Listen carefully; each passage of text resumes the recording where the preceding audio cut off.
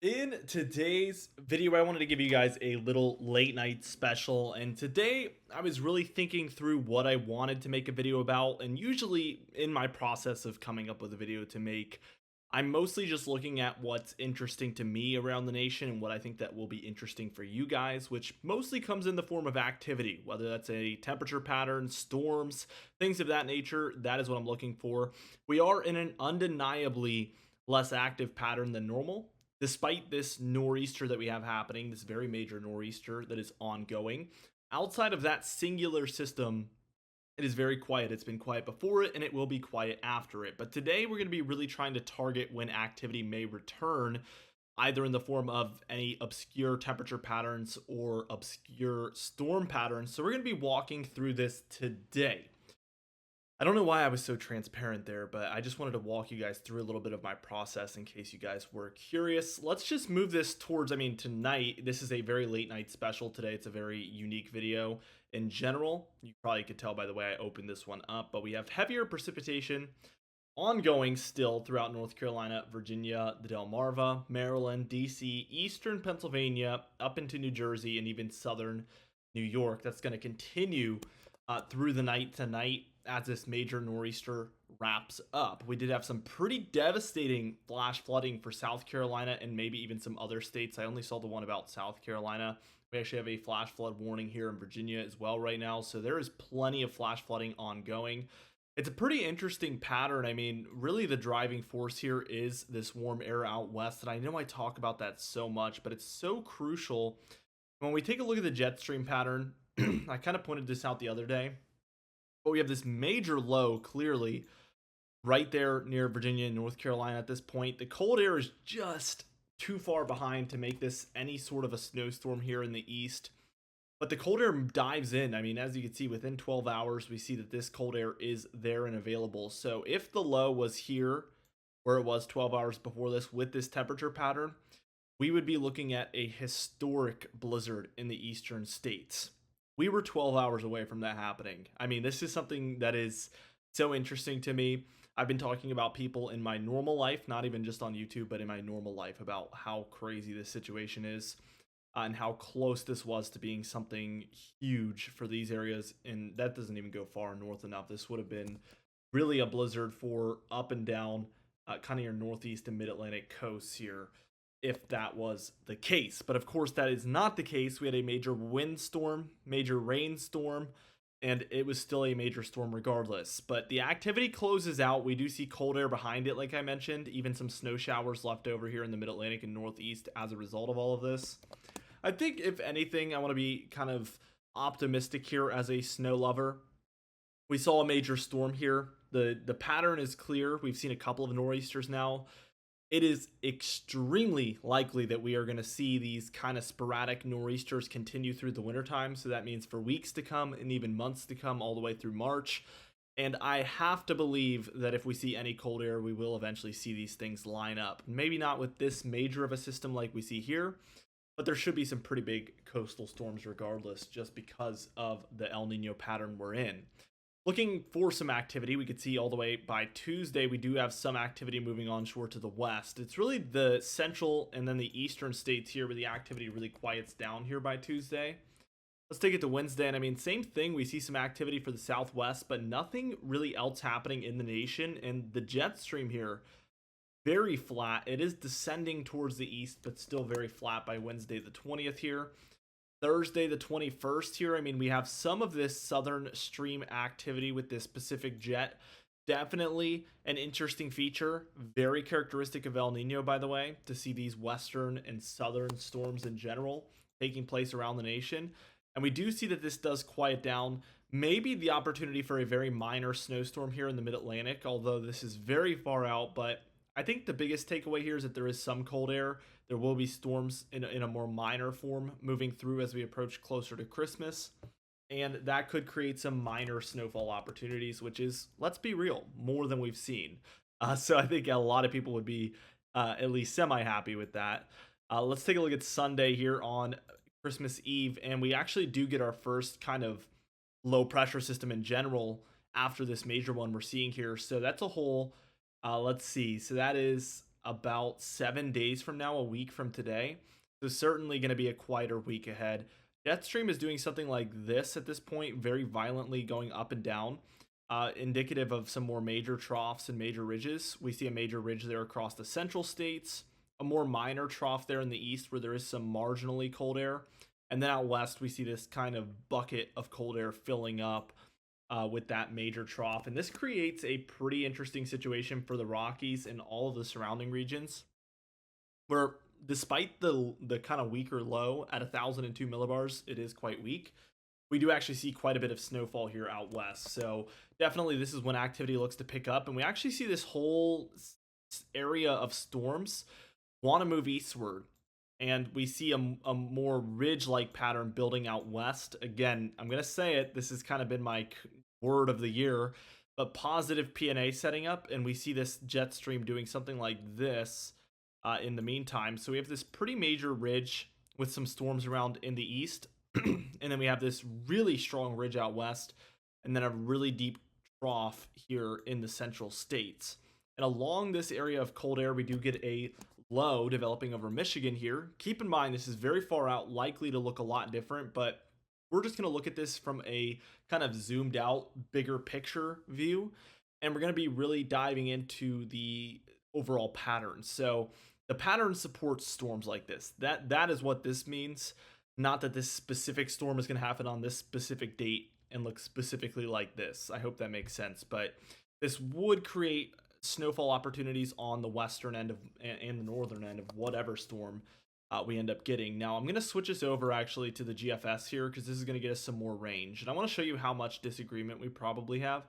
Well, you know what, actually we have pretty good agreement there, at least on the 0Z run. The 18Z run here not looking too hot, but as we keep going with this run, we stay pretty boring. But look at this, finally around the end of December into January, we do get some kind of cold air in the east. This is obviously a very wacky looking jet stream. I don't think it'll look like that at all, but if we get something like this, which is around the lines of what we see here with a major low off of the east coast, that's a little bit more of what I'm talking about, what we might have the opportunity for later on.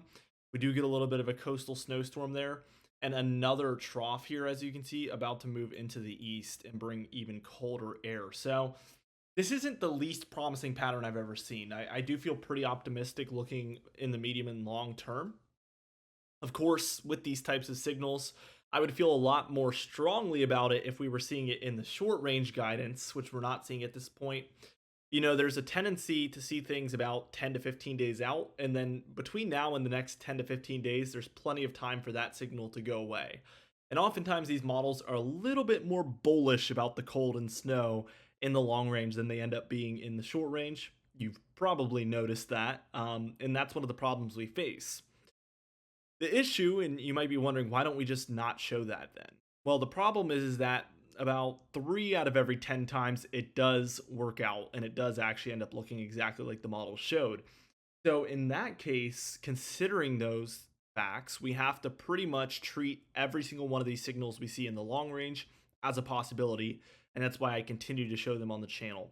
I hope that answers some questions. I've seen a lot of people, wonder why long range guidance is being shown. They think it shouldn't be shown, but really I like to give people an insight into the possibilities, and I think that's what's built direct weather over the years and made it different. Is we will go over all the possibilities, and I do trust my viewers to handle it responsibly and understand that usually we're not going over the definites, right? I think, by the time it's a definite, we're within 24, 48 hours. My focus is already back into the medium and long range at that point. My focus is more downstream than that typically. And that's the way I like it, because I think that really sets direct weather apart, and it is something that's very different for you guys. And I think that is, some people hate it, but I think a lot of people love it, and that's why they've chosen to subscribe.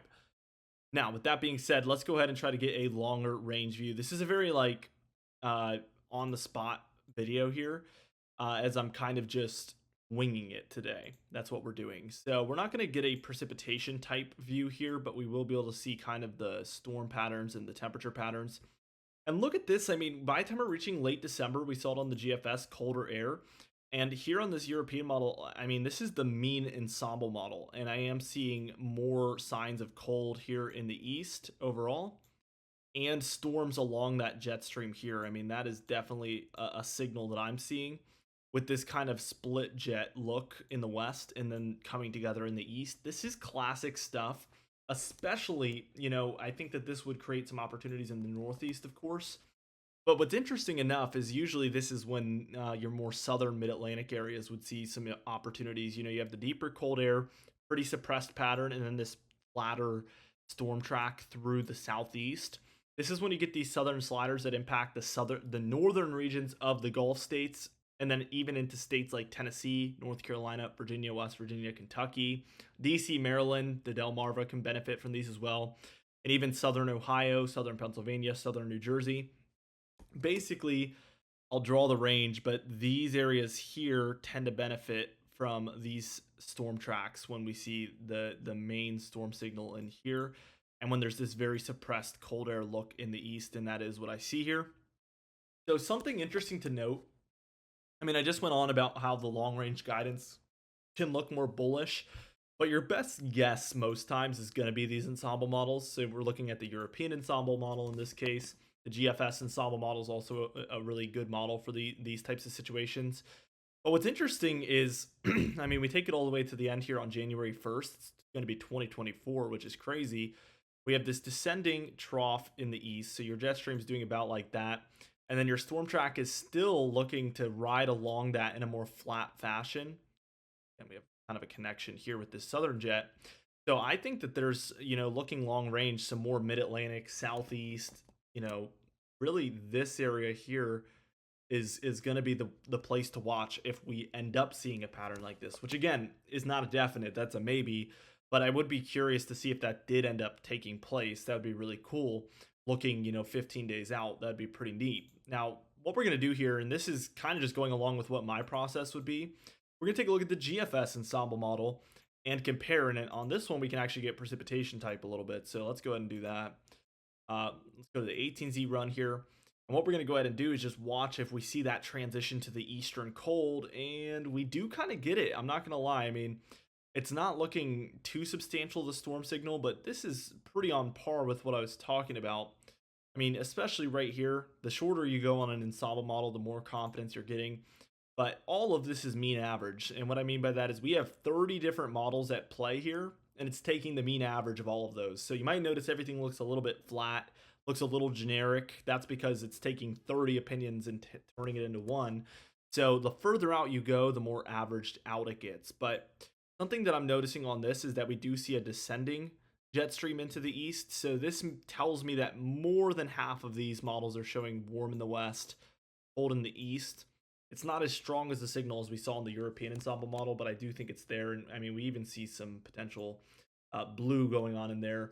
Again, probably not on all 30 members, but we're probably seeing like 15, 16, 17, 18 out of the 30 showing something like this. So it is complicated, it is confusing, and hopefully this gives you some insight into how difficult long-range forecasting truly is.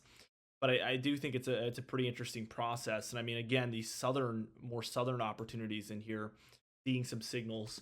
Although at this point, it does look very flat with this jet stream. So I think we're dealing with some severe averaged out stuff happening here. Let's go back to that European ensemble model once more, though. Because again, I want to just reiterate this. I mean, I think we have a stronger signal here on this model in particular. Actually, we need to go back a run here. But right around here at this point, I mean, there's no denying here that we have somewhat of a ridge, especially along the southwest and west coast here, indicative of sort of a positive PNA at least. And then there's no denying that the jet stream is doing something like this on this model. So we definitely, again, dealing with 30 members here, we're probably dealing with like 20 plus of those 30 members at least here, showing a cold in the east, warm in the west pattern. So confidence is rising. This is still not something to get super excited about. I just want to tell you guys that right off the bat, because these signals, again, do change. But the fact that we are seeing some pretty moderate to high confidence from these ensemble models, which are our best bet at this range, like I mentioned, that does give me some insight into what we could be expecting.